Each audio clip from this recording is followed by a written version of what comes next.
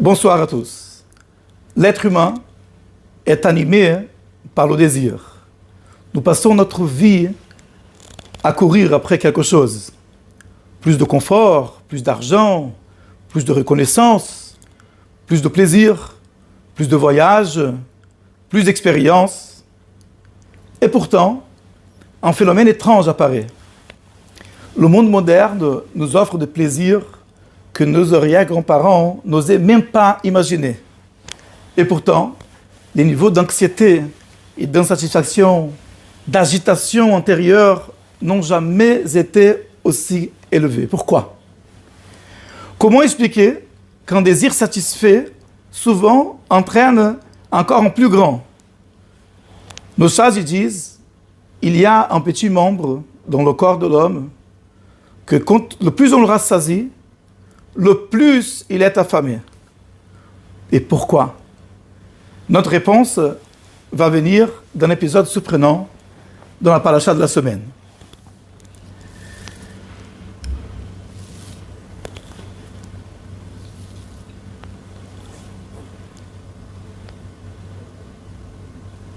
Parachat Ba'alotra, il y a quelque chose de surprenant. La seule fois de la Torah où Moshe Rabbeinu, il jette l'éponge. Il dit, je ne peux plus avec ces gens-là.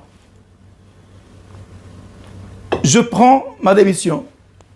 Si tu n'acceptes pas ma démission, alors enlève ma vie. Moshe Rabbeinu a craqué.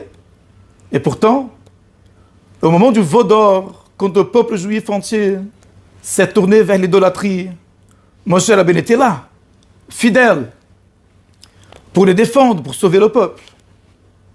Plus tard, lorsqu'il y aura la contestation de Korach, lorsqu'on va contester la légitimité de Moshe Rabbeinu et de son frère Aaron HaKohen, de nouveau Moshe Rabbeinu sera là pour sauver le peuple. Dans la faute des explorateurs, plus loin, Parashat Shlach, les leaders, les dirigeants du peuple vont mentir et ils vont essayer de faire échouer le plan divin. Ils vont parler mal de la terre promise. Et le peuple entier va adhérer. Il va vouloir à ce moment-là lapider Kalev et Yoshua qui sont restés fidèles à Moshe. Et là-bas aussi, Moshe reste fidèle. C'est lui qui est le défenseur, l'amant du peuple d'Israël,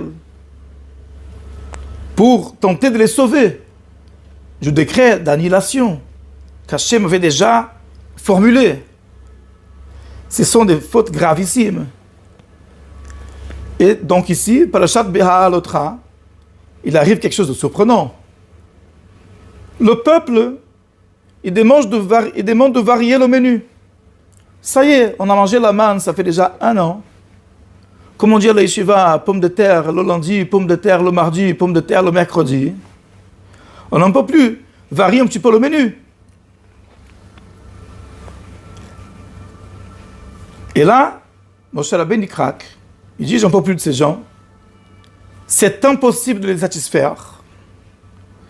Même si on leur donne tous les poissons de la mer, ils ne seront jamais satisfaits. Enlève ma vie, je ne peux plus les guider. Qu'est-ce qui est arrivé?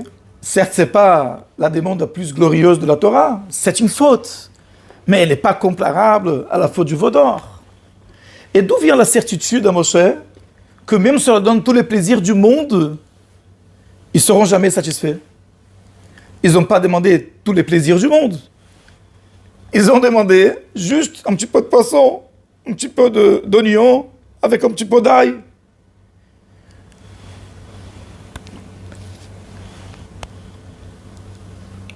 Donc c'est là qu'il faut qu'on rentre dans l'étude proprement dite de la paracha. On va regarder les passages, on va poser des questions, on va voir les nuances, et de là, on va sortir avec la réponse à nos questions. Parashat Ba'alotra, en vérité, c'est le début de la fin de la génération qui a sorti d'Égypte. nos ancêtres sont sortis d'Égypte dans le but d'arriver à la terre promise, mais ils ne sont jamais arrivés à la terre promise, ils sont morts dans le désert. Donc le récit de la Torah, depuis la sortie d'Égypte, le don de la Torah, l'ouverture de la mer, c'était magnifique, tout allait bien. Mais c'est maintenant, au début de notre paracha, que les choses commencent à mal tourner. On commence à voir que la chose ne va plus. Et dans 2 parachiotes et demi, en effet, va tomber le décret. Dans ce désert-là, vos cadavres ils vont tomber, vous n'irez jamais à la terre promise.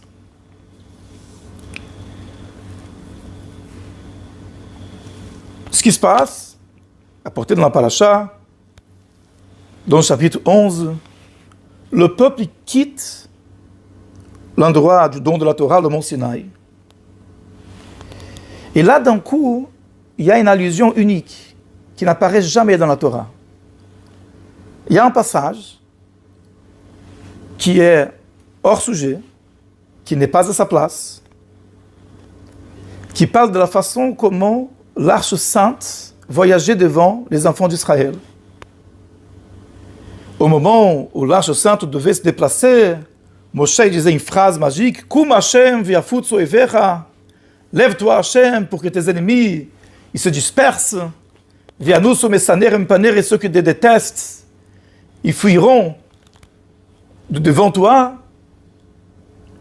Et lorsque l'Arche sainte devait se reposer, s'arrêter, arrive un nouvel endroit où il faut camper, Moshe Rabbeinu disait une autre phrase, voilà, reste au milieu des myriades d'Israël. Ce passage n'a aucun rapport avec notre morceau, avec notre paracha. La Gemara Eruvin dit en effet, elle devrait apparaître dans Parashat Bamidbar, lorsqu'on raconte la manière comment les enfants d'Israël étaient campés autour du tabernacle. Comment ils levaient le camp chaque fois, comment ils voyageaient, comment les Lévites ils portaient les ustensiles sacrés, le tabernacle, les tribus elles marchaient selon l'ordre établi. C'est à ce moment-là qu'il fallait parler de la façon comment l'Arche sainte, qui est l'épicentre de tout, l'épicentre du tabernacle, l'épicentre donc du camp des Lévis, des Lévi'im qui étaient autour, l'épicentre de tout le Machane Israël, de tout le camp d'Israël qui était autour de Lévi'im. Comment elle était conduite? Ce passage-là n'apparaît pas à sa place. Il est introduit ici, dans Parashat Ba'alotcha. La Gemara Eruvin dit en effet, quand Mashiach viendra, ce passage sera remis à sa place. Chose unique, on n'avait jamais entendu parler d'une telle chose au sujet de la Torah. D'ailleurs, la généralité, c'est que la Torah est immuable. Ici, il ne s'agit pas de changer la Torah, mais de déplacer un passage qui n'est pas à sa place. On n'a jamais vu ça. Autre chose unique, ce petit morceau, il est signalé dans la Torah avec 2 nun, lettres nun pour ceux qui sont hébraïsants, inversées, comme des crochets au début et à la fin, sauf que les crochets ils sont inversés, le dos vers le passage. Ça aussi, ceux qui lisent la Torah, ils savent, on n'a jamais vu le rouleau de la Torah, uniquement Parashat Ba'alotcha. Et nos Rachamim m'expliquent, ce passage était greffé là-bas, c'est quelque chose de positif, quelque chose de très puissant spirituellement, du point de vue mystique. Et qu'est-ce qu'il fait là? Il vient séparer entre une disgrâce et une autre, entre un malheur et un autre. De quoi s'agit-il? Narmanides, il nous explique. Le passage précédent, il dit, le peuple a quitté le mont Sinaï. Qu'est-ce qu'il y a de mauvais? Narmanides nous dit, c'est comme un enfant qui fuit l'école. Le peuple était au mont Sinaï, ils ont reçu 613 mitzvot. Ils se sont dit, on a intérêt à partir vite d'ici, hein, sinon il est capable de nous donner encore des mitzvot. Donc l'attitude qu'ils avaient quand ils ont quitté le mont Sinaï, c'est un petit peu comme certains Bachorei Yeshiva, comme certains étudiants de Yeshiva. Ils ont étudié la Torah bien durant toute l'année, mais arrive le moment des vacances, ils sont contents de quitter les Yeshiva. Malheureusement, ça peut arriver, hein, c'est très très rare, mais ça peut arriver. À la fin de l'école, dernier jour, ils font la fête, les gens, le dernier jour de la terminale, comme chacun connaît. Donc c'était une mauvaise attitude. Ils étaient devant Kadosh Baruch Hu, ils ont reçu la Torah, pourquoi ils fuient comme ça? Et la deuxième disgrâce, qui apparaît donc après ce petit morceau de Vahi bin Aaron, c'est ce fameux passage où le peuple il se plaint, il parle mal aux yeux d'Hachem. Hachem, il entend, sa colère s'enflamme et il fait brûler en feu dans le camp. Il y a des gens qui sont morts dans cet endroit qui a été donc nommé Kivrot HaTa'ava, les tombes, les sépultures du désir. Kisham nikberu ha'am amitavim. Parce que c'est là-bas que le peuple, le mot peuple est un mot péjoratif dans la Torah, comme la populace, la plèbe, qui a désiré en désir, ont été enterrés. Des personnes qui sont mortes à cause de ce feu, ils ont été enterrés là-bas. La Torah, dans ce petit passage, elle utilise un langage très particulier, répétitif. Le ramassi qui était au milieu du peuple ont désiré en désir. Pourquoi répéter? Désirer en désir. Il y a quelque chose ici, un message. Ils se sont mis à pleurer. Et ils se sont dit, qu'est-ce qui va nous donner à manger de la viande? Nous nous souvenons du poisson que nous mangions en Égypte, gratuitement. Maintenant qu'on a été sauvés de la servitude en Égypte et reçu la Torah et devenu le peuple élu, le peuple maintenant, il languit l'Égypte. Pourquoi? Au moins là-bas, on mangeait bien. On était des esclaves. Il n'y avait pas la Torah, mais au moins, il y avait du sushi. Il y avait de la damroute. Il y avait de l'aran pour certains. Donc là, ils étaient contents. On se souvient des courges, des pastèques, du poireau, des oignons, de l'ail.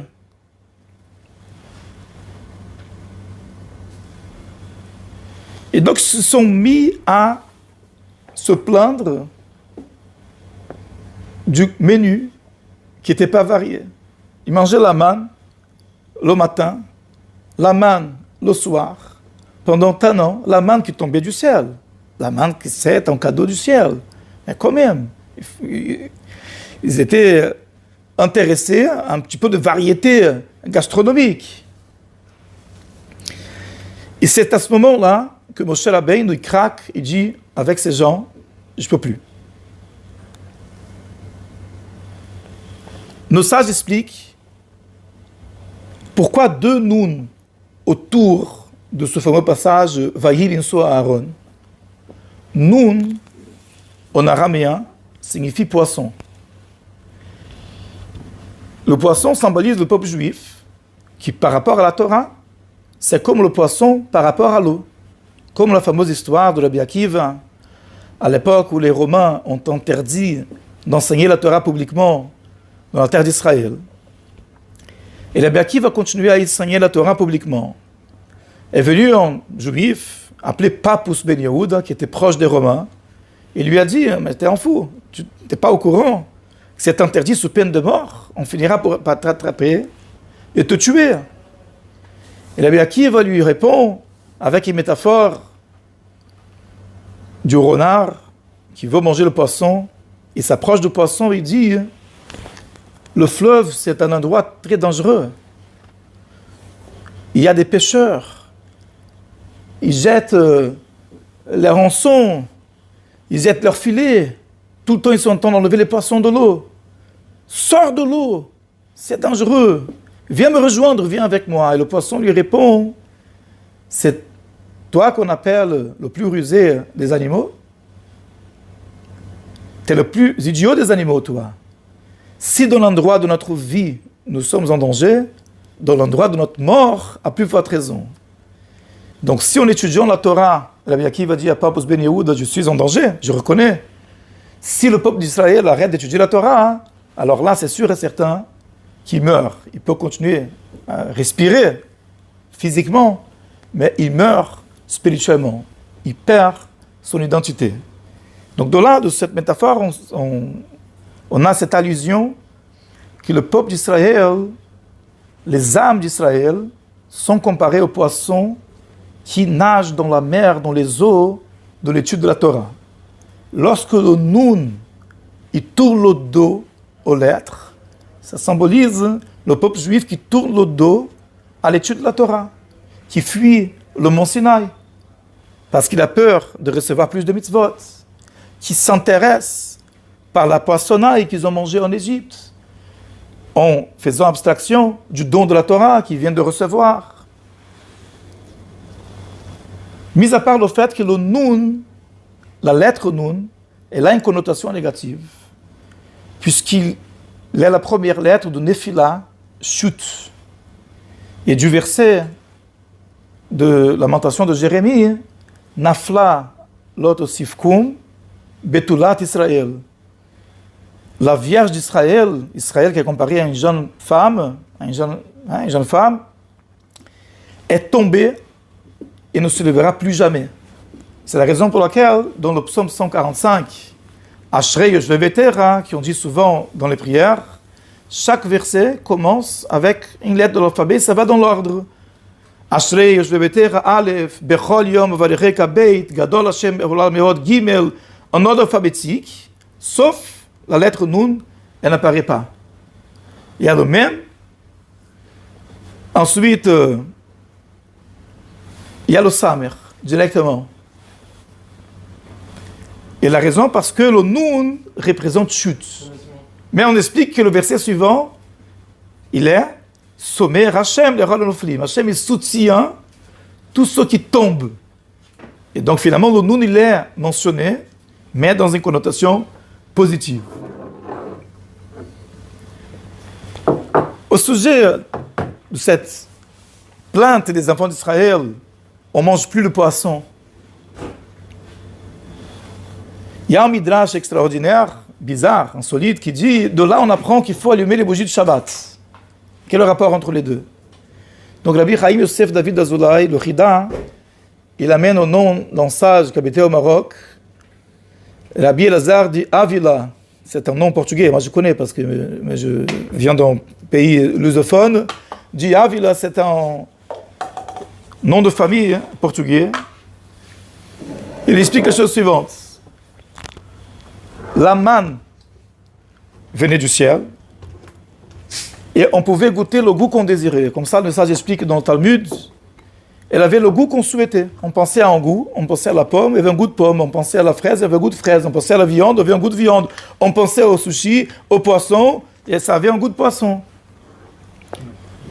Donc, pour quelle raison ils étaient en train de se plaindre et de dire, on se souvient du poisson qu'on mangeait en Égypte?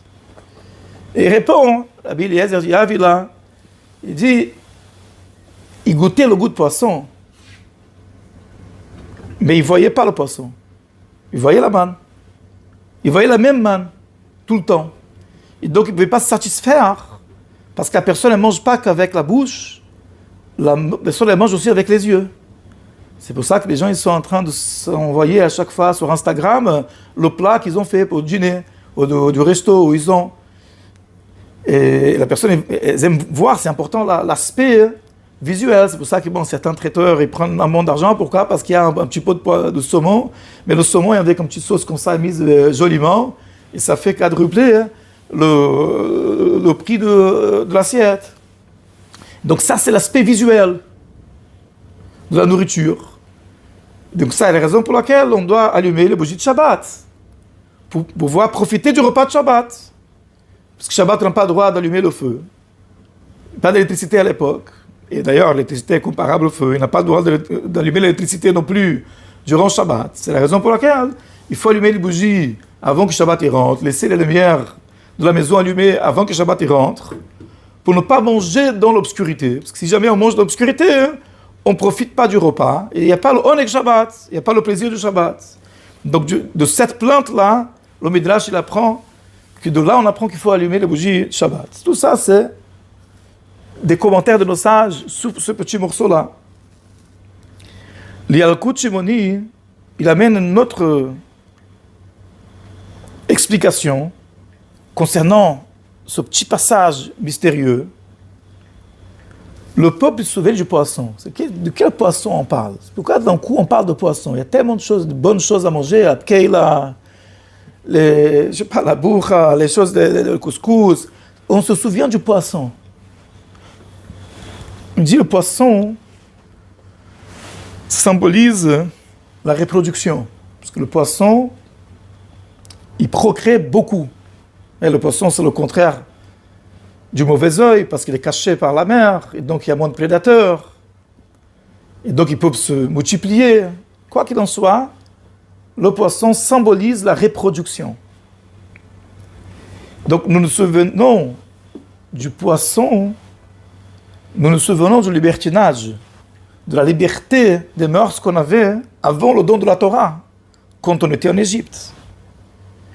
Tandis qu'aujourd'hui, la Torah nous donne plein d'interdiction qui nous limitent. Donc on ne peut pas assouvir nos désirs de la même façon. Quand il dit, nous nous souvenons de poissons que nous mangions en Égypte, manger aussi ici, c'est un euphémisme au rapport intime, qui apparaît parfois dans la Torah. Quand Yitro a entendu parler d'un brave homme qui est venu défendre ses filles lorsqu'elles étaient embêtées par les bergers dans le puits quand ils voulaient puiser de l'eau, Yitro, il a dit, mais c'est un brave type, c'est un homme vertueux.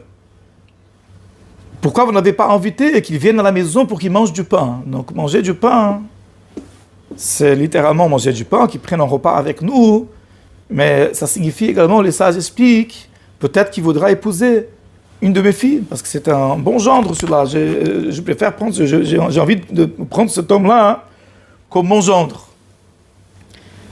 Nous souvenons du poisson que nous mangions en Égypte, c'est-à-dire de la liberté qu'ils avaient, de la débauche, quoi, de la permissivité dans l'intimité.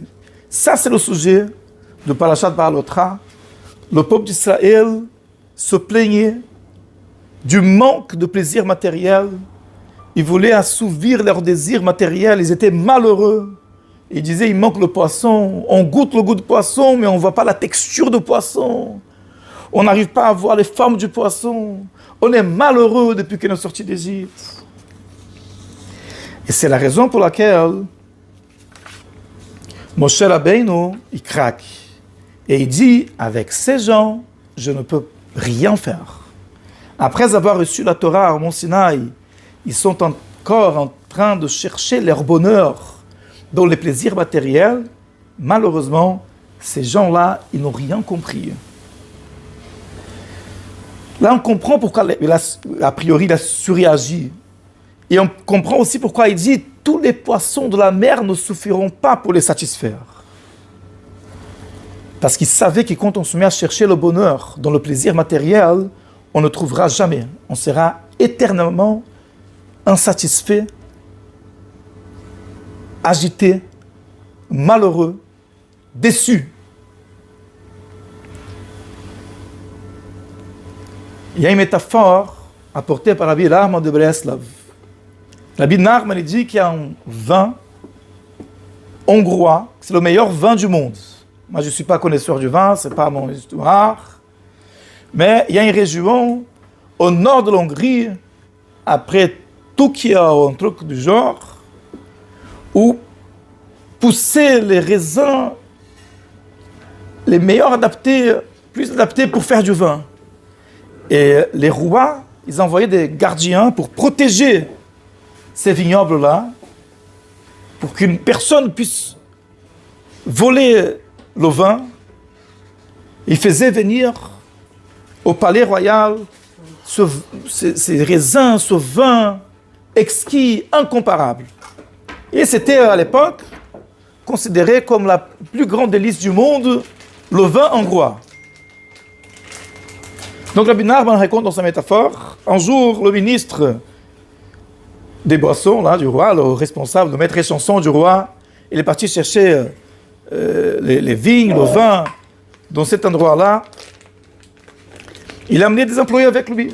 Il y avait un employé, un homme simple, qui, quand il transportait ses barils de vin, l'odeur du vin les fantasmes qui se faisaient avec ce vin hongrois, ils l'ont rempli, il n'en pouvait plus d'envie. Il a demandé, s'il vous plaît, messieurs, donnez-moi à goûter un petit peu de ce vin. Donc, il a tellement qu'il a supplié, qu'à la fin du voyage, le responsable, le maître et chanson du roi, il lui a rempli un demi-verre de vin, il lui a donné, et l'autre, il a bu avec tellement de plaisir, de désir, il était tellement content, il a fermé les yeux, il a profité de chaque goutte. Plus tard, dans sa vie, cet homme simple, il est rentré une fois dans un resto, dans un bar, une espèce de pub, d'auberge, et là-bas, il y avait des gens très riches, très bien habillés, des gens qui profitaient des plaisirs de ce monde. Il y avait un homme riche qui sort une bouteille, très classe, très bien présenté. Il a dit à ses copains, ça c'est du vin hongrois. Ça, vous allez voir, il est incomparable, il est délicieux. Tout le monde était super content parce que tout le monde avait entendu parler du vin hongrois. Et ce paysan-là, il était présent. Il a dit, donnez-moi un goûter, juste une goutte, je vais voir, parce que je connais le vin hongrois. Donc j'aimerais le goûter de nouveau. Donc ils l'ont donné un tout petit peu, il a demandé, mais ça se faisait pas, vous savez. Il a bu une petite gorgée, il a dit, ça c'est pas le vin hongrois. Et les gens lui ont dit, mais qu'est-ce que tu connais t'es un homme simple, t'es un pauvre paysan, nous sommes des riches, le monsieur était vexé. Celui qui voulait dire que c'était le vin hongrois. Il dit, non. La Binarman a fini la métaphore en disant, celui qui a goûté un jour du vin hongrois, le monde ne le trompera jamais. Et la métaphore, c'est la Neshama. Elle vient de la proximité de l'Hachem, elle vient du Gan Eden. Avant de rentrer dans ce monde pour une mission, pour éclairer le monde, pour transformer la réalité matérielle, commençant par sa propre existence matérielle et le monde qui l'entoure, la Neshama, elle a connu la proximité d'Hachem, la connaissance d'Hachem, le plaisir spirituel. La Neshama était présente au moment du don de la Torah, même si elle n'était pas dans cette incarnation. Tous les Neshamot Israël, tous les âmes étaient présentes au moment du don de la Torah. Donc la Neshama, elle sait ce qu'est le vin hongrois. Elle sait ce qu'est le vrai plaisir. Donc, tous les plaisirs du monde ne sauraient la satisfaire. Donc on peut chercher, là c'est le moment de vacances, chacun il va choisir sa destination. On va aller à Ibiza, on va aller à Sardaigne, on va aller à Eilat, on va aller aux Caraïbes, on va aller à Israël. La brioute, pourvu que chacun il a une vacance réussie, qu'on arrive à trouver les bonnes dates, les bons vols, il n'y a pas de problème. On a besoin d'un peu de se détendre, ça c'est sûr et certain. Mais de penser que cela va nous satisfaire, va combler notre vie existentielle, va nous rendre heureux, ça c'est une erreur. Et ça c'est l'erreur des enfants d'Israël. Dans le désert, quand ils ont switché, ils ont quitté l'endroit de la Torah, ils ont voulu maintenant, ils avaient un désir, une fois qu'ils ont quitté le mont Sinaï, ils avaient un désir très fort. Ce désir-là, ils ont interprété comme un désir de plaisir matériel. Ils ont voulu combler ce désir avec du poisson, avec d'autres choses symbolisées par le poisson, et desquelles ils étaient privés à cause de la Torah, ou même des choses autorisées. Après la Chassidoute, les plaisirs matériels, quoi qu'il en soit, nous éloignent de notre vocation, même s'ils sont permis. Et même si la Torah n'est pas pour l'ascétisme, le plaisir matériel peut donner du confort, mais il ne peut pas nous donner le bonheur. Non. Et ça, ce qu'il a Ben Arman dit, c'est lui qui a goûté du vin hongrois, le monde ne le trompera jamais. La Neshama divine, l'âme de chacun de nous, ne sera jamais satisfaite des plaisirs matériels.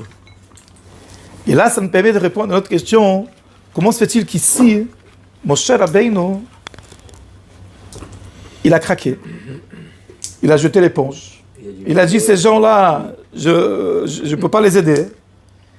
Tous les poissons de la mer ne suffiraient pour les satisfaire. Comment il sait? Parce qu'il sait qu'ils sont dans une mauvaise dynamique.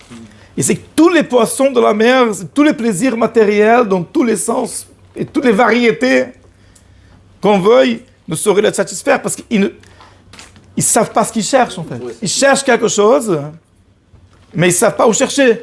Et donc je peux leur donner tous les plaisirs matériels, mais celui qui a goûté du vin hongrois, le monde ne le trompera jamais. Ça, c'est la réaction de Moshe Rabbeinu. Et ça nous aide à comprendre. Ça, j'ai vu nulle part. Ça, je fais avec vous. La faute du veau d'or, Moshe Rabbeinu n'a pas dit ça. Parce que la faute du veau d'or est beaucoup plus grave dans l'absolu. Mais c'était une recherche spirituelle. Il ne voulait pas combler leur insatisfaction par un plaisir matériel. Il ne voyait pas Moshe Rabbeinu. Ça faisait déjà 40 jours, 40 nuits. Il pensait qu'il ne reviendra jamais. Il voulait quelque chose de spirituel pour les fédérer. Quelque chose qui incarne la spiritualité. Ils n'avaient pas Moshe, alors quelque chose d'autre.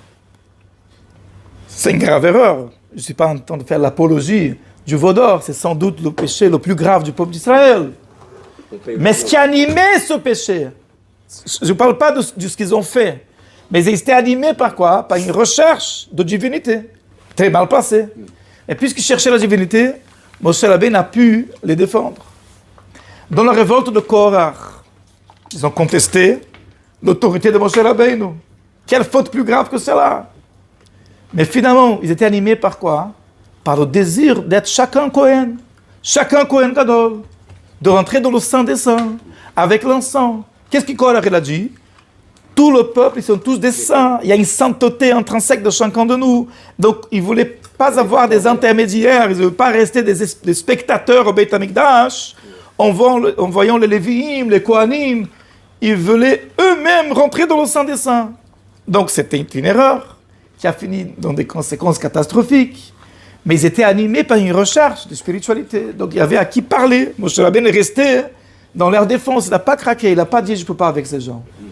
Dans la faute des explorateurs qui ont menti, qui ont parlé mal de la terre d'Israël, qui ont voulu saboter le plan divin de conduire son peuple à la terre promise. La faute, elle est très grave. Mais ce qu'ils cherchaient en vérité, Narasdout nous explique, c'est de rester dans le désert. C'est de rester dans le désert, entouré des nuées de la gloire, à l'abri des dangers des ennemis matériels, des drones explosifs du Hezbollah, alimentés par la manne, par la fontaine d'eau de Myriam, en étudiant la Torah avec Moshe Rabbeinu, sans besoin d'aller travailler la terre pour sortir le pain de la terre. Pourquoi? Parce que comme ça, ils seraient plus concentrés dans le spirituel. Donc certes, ils ont fait contre la volonté de Dieu. Certes, ça leur a coûté finalement le décret qui a tombé à ce moment-là, qui vont mourir dans le désert, ils ne rentreront jamais dans la terre d'Israël. Les conséquences étaient catastrophiques. Mais Moshe Rabbeinu est resté fidèle, il a voulu les défendre. Il n'a pas dit à ce moment-là, je donne ma démission, je jette l'éponge. Parce que la faute en soi est beaucoup plus grave. Qu'est-ce qu'ils ont fait ici dans Parashat Ba'alotra? Ils ont demandé un petit peu de poisson, un petit peu de ventrèche. Ok, c'est pas très glorieux.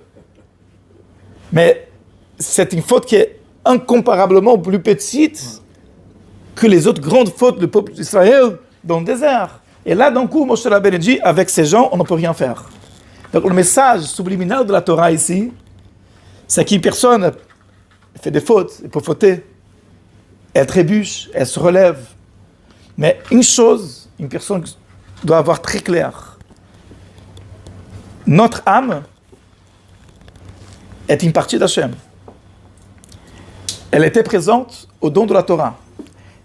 Elle a étudié toute la Torah entière avec l'ange avant de naître, avant de sortir dans ce monde. Elle était dans le Gan Eden, devant Akadosh Baruch Hu avec les autres Neshamot.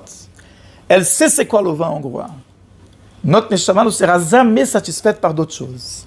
Et la répétition qu'on avait remarqué, Hitavu Ta'ava, ça se répète. Ils ont désiré en désir. Cela signifie un désir superficiel cache un désir plus profond. Il faut savoir identifier ça. Sinon, Même Moshe Rabbeinu ne peut pas nous aider. Itavu Tava, ils ont désiré un désir. Ils ont un désir matériel, mais ce désir matériel, c'est juste une expression superficielle d'un désir beaucoup plus profond, d'un désir existentiel de la Neshama. La Neshama, ce qu'elle veut, c'est une chose, c'est connecter avec Hachem. Et ça ne peut se faire que par l'étude de la Torah, par l'accomplissement des mitzvot. Il n'y a pas une autre recette.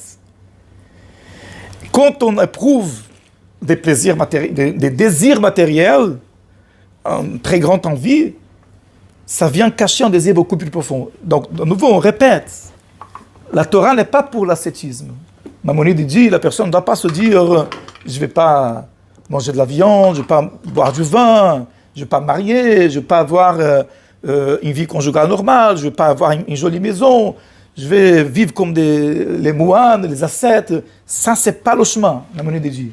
La Torah veut un être humain dans le monde matériel, normal, sans excès, en sachant que ces choses-là sont nécessaires, ces plaisirs matériels sont nécessaires à notre bien-être, mais ils ne peuvent pas procurer le bonheur. Et quand on oublie ça, à ce moment-là, il n'y a plus d'espoir. Et Moshe Rabbeinu lui-même, il veut exprimer ça par ces mots très forts, uniques. Tous les poissons de la mer ne sauraient les satisfaire. Prends ma vie, je ne peux plus les conduire. Baruch Hashem, Akadosh Baruch Hu, n'a pas accepté la démission de Moshe Rabbeinu. Et on est resté avec ce message exceptionnel par le Parashat Balotra. Nous cherchons tous la même chose. La vraie question, ce n'est pas que cherchons-nous. La vraie question, c'est où nous le cherchons.